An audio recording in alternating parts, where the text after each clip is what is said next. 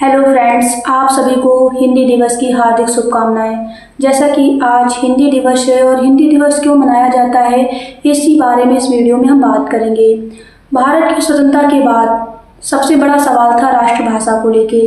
जब हमारा भारत देश आज़ाद हो गया था, स्वतंत्र हो गया था, तो सबसे जो ज़्यादा सवाल हो रहा था वो हो रहा था राष्ट्रभाषा को लेके। एक ऐसी भाषा को लेके जो पूरे भारत देश को एक सूत्र में बांध सके। पूरे भारत देश की जो भी जनसंख्या है वो उस सूत्र में बंध सके, ये सवाल था।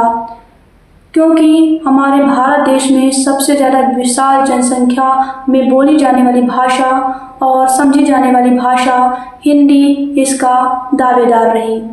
और 14 सितंबर 1949 को हमारे संविधान में एक ऐतिहासिक फैसला लिया गया।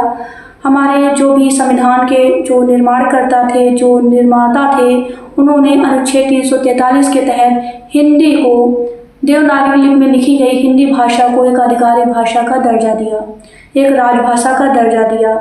और जो हमारी हिंदी भाषा है, यह भाषा हमारे पहचान बनी और हमारे जो आधिकारिक कार्य थे उनका मेन केंद्र बनी। हिंदी भाषा, जैसा कि तत्कालिक जो प्रधानमंत्री थे पंडित जवाहरलाल नेहरू, उन्होंने 1953 में पहली बार 14 सितंबर को हिंदी दिवस के रूप में मनाने की घोषणा की। तब से या आज तक हिंदी दिवस के रूप में 14 सितंबर को हम हिंदी दिवस मनाते हैं। हिंदी मनाना, क्या हर साल हिंदी को सेलिब्रेट करना, हम सब सेलिब्रेट करते हैं, लेकिन क्या हम लोग ये समझते हैं कि जो भाषा हमारी, जो राजभाषा हिंदी है, जो राष्ट्रभाषा हिंदी है, जिसको अनुच्छेद 343 में स्वीकार किया गया था, क्या हर जगह इसको हम प्रयोग में लाते हैं? क्या इसको हम प्राथमिकता देते हैं? एक छोटी सी बात है कि हम किसी भी फील्ड में जाते हैं, या फिर हमारा वो एजुकेशन फील्ड हो, यानी कि जो शिक्षा का क्षेत्र हो या कोई भी क्षेत्र हो, वहाँ पे हम हिंदी से ज़्यादा अंग्रेजी को प्राथमिकता देते हैं।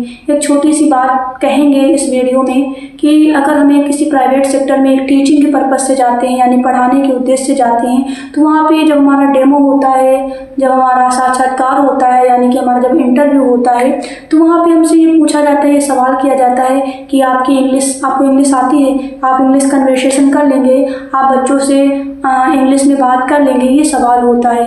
अगर आपको इंग्लिश अच्छी नहीं आती है तो आपको वहाँ पे सेलेक्ट नहीं किया जाता है। हमारी राष्ट्रभाषा तो हिंदी है, फिर हमारे भारत देश में इंग्लिश भाषा को इतनी प्राथमिकता क्यों दी जाती है? क्यों हमारे टैलेंट को, हमारे अंदर एक प्रतिभा है, यानी कि जो भी एक प्रतिभा है, उसको हमारी भाषा से क्यों जज नहीं किया जाता है? क्यों हमारी भाषा से उसे नहीं समझा जाता है? क्यों अंग्रेजी भाषा को प्राथमिकता दी जाती है?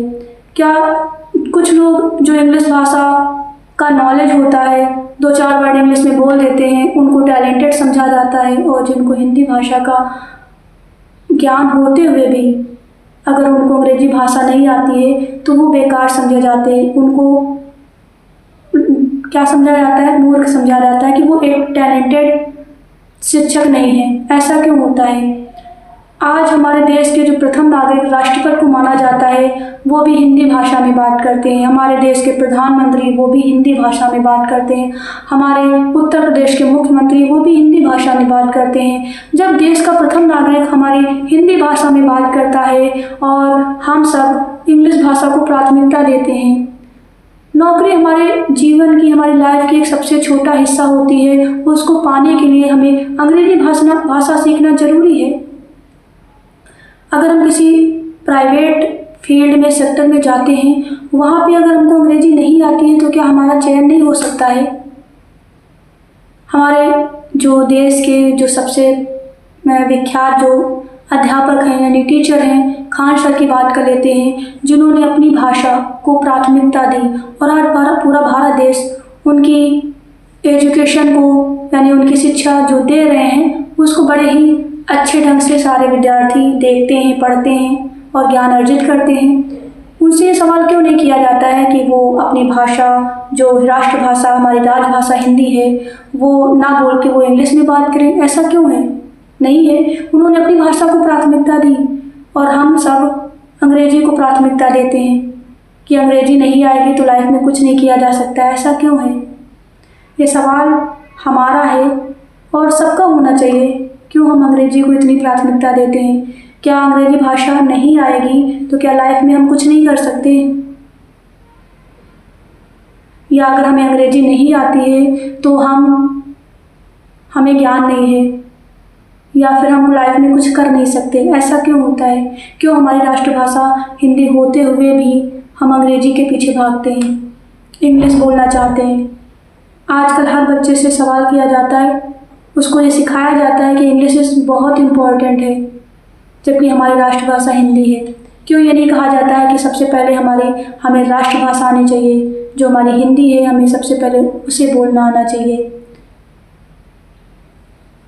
तो आप सभी इस पर ध्यान देना, और मेरे लिए तो सिर्फ यही कहना है कि जो हमारी भाषा है, हमारी जो राष्ट्रभाषा हिंदी है, हमें गर्व है कि हम एक भारतीय हैं और हमारी राष्ट्रभाषा हिंदी है और हमें इसे प्राथमिकता देनी चाहिए। हमें समझना चाहिए, और हमें अपनी भाषा, हम दूसरों की कॉपी करते हैं, हमारी भाषा अंग्रेजी ना होते हुए भी हम उसको सीखने का प्रयास करते हैं, और जो हमारी राष्ट्रभाषा हिंदी है, जो हमें आती है, हम उस पर ध्यान नहीं देते हैं।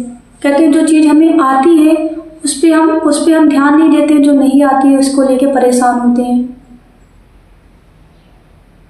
हम इस चीज़ से क्यों नहीं सीखते हैं कि हर बड़े से बड़ा जो ऊंचे पद पे बैठा हुआ शख्स है वो भी हमारी राष्ट्रभाषा का प्रयोग कर रहा है, और हम निम्न स्तर के, हम एक छोटे से शख्स जो अंग्रेजी भाषा बोलना चाहते हैं, अंग्रेजी बोलना चाहते हैं, क्या अंग्रेजी बोलने के बाद ये तय होता है कि हम जो एक हमारी सरकारी नौकरी है वो एक निश्चित है कि नहीं, हमें अंग्रेजी भाषा आएगी तो हमारी सीट पक्की हो जाती है? क्या ऐसा निश्चित है? नहीं निश्चित है। तो यही सवाल है हमारा आप सभी से, और इस पर ध्यान देना, और क्यों मनाया जाता है वो भी हमने आप सभी से शेयर किया है। कहते हैं ना कि हाथों की लकीरों पे कभी विश्वास मत करना, कि हाथों की लकीरों पे कभी विश्वास मत करना, क्योंकि तकदीर तो उनकी भी होती है जिनके हाथ नहीं होते, तकदीर तो उनकी भी होती है जिनके हाथ नहीं होते। तो इसी के साथ इस वीडियो को यहीं तक रखते हैं। हम आप सभी से फिर मिलते हैं नेक्स्ट वीडियो में, और फिर से पुनः एक बार आप सभी को हिंदी दिवस की हार्दिक शुभकामनाएं। राधे राधे।